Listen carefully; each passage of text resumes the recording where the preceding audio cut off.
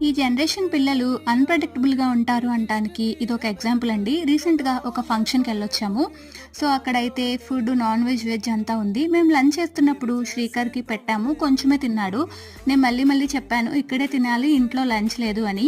కానీ ఇంటికొచ్చిన తర్వాత జస్ట్ డ్రెస్ చేంజ్ చేసుకొని రిలాక్స్ అవుదాం అనుకునే టైంకి ఆకలి, ఆకలి అని స్టార్ట్ చేశాడు. నాకు చికెన్ నగ్గెట్స్ కావాలి అని చెప్పి, సరే అని ఇన్‌స్టామార్ట్‌లో కొట్టాను. బట్ ఏంటంటే ఎవ్రీ టైమ్ ఏదన్నా ఫంక్షన్‌కెళ్ళినా లేకపోతే రెస్టారెంట్‌కెళ్ళినా వీళ్ళు అక్కడ మాత్రం తినరు. ఇంటికొచ్చేసి హమ్మయ్య! పడుకుందాం ఏమీ లేవన్న టైంకి వాళ్ళకి ఆకలేస్తుంది. అదేంటో తెలీదు. అన్ని రకాల వెరైటీలు అవన్నీ ఉన్నా కూడా ఇంటికొచ్చిన తర్వాత ఆకలేస్తుందంటారు.